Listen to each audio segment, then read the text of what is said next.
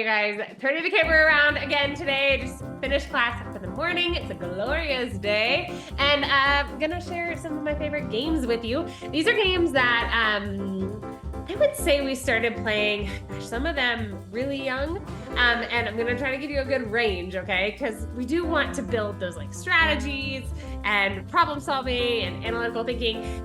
As you play these games, your kids are gonna start to figure out ways to either cheat or not cheat, to show integrity, right? We wanna teach those values, but also figure out the best way to win a game, right? That's the idea of a strategy.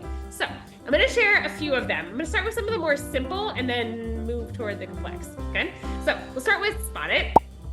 We have so many varieties of Spot It, thanks to some very generous family members who gave us some really fun varieties. We've got Frozen, we've got sports, the classic numbers and letters and shapes.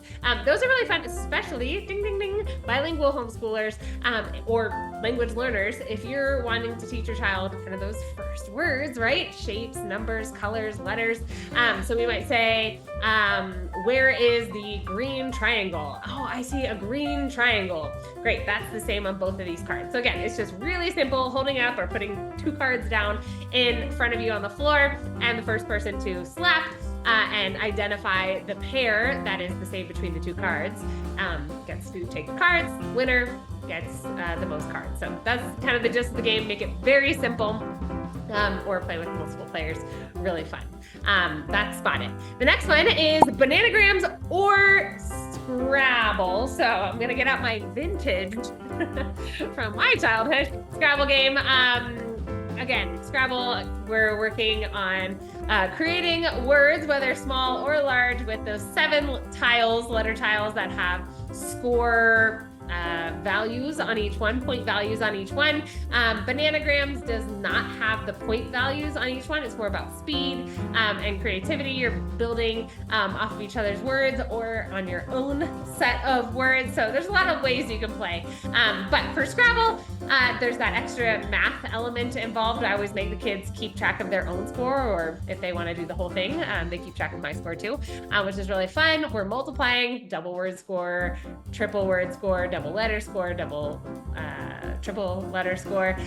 So lots of little, basic operations in keeping score there, which is really fun. We can also make this bilingual. Sometimes we'll play like crazy Scrabble, where you can use any language that we know. For us, that's mostly English, Spanish, and French. And so they'll bring in words. We'll also do like places. Sure, you can do proper nouns. Yeah, you can put that city name or that person's name. So making it less anxiety ridden. Sure. Can we play really competitive, intense Scrabble? Yes, we can. So make this your own. The next one is Ticket to Ride. This is kind of the US classic version. There are European versions. We also got an expansion, but that's our game cabinet that I left open. Has an expansion pack, and I believe that one's Asia. So we haven't used that properly yet. Our kids are still really into this one, but basically this folds out to show a map of the continental US and parts of Canada.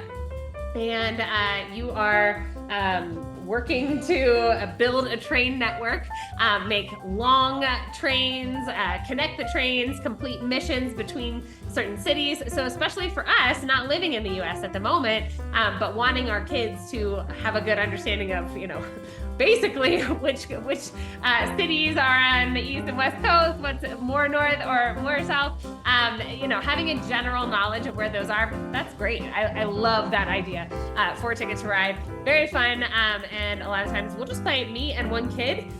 Again, having more, I would say 2 to 4 players is kind of the jam here, but you can have up to 6, I believe. So very fun game. The last one and most complex is Settlers of Catan. Fantastic idea of using resources, strategy, kind of figuring out trading and bartering. So some really fun kind of social studies topics there as well. We love that one. So you can get expansion packs too if you want to play with more people. All right, you guys, these are some of our favorite games. I would love to hear what you guys enjoy. Leave that in the comments below, and happy Vlogmas!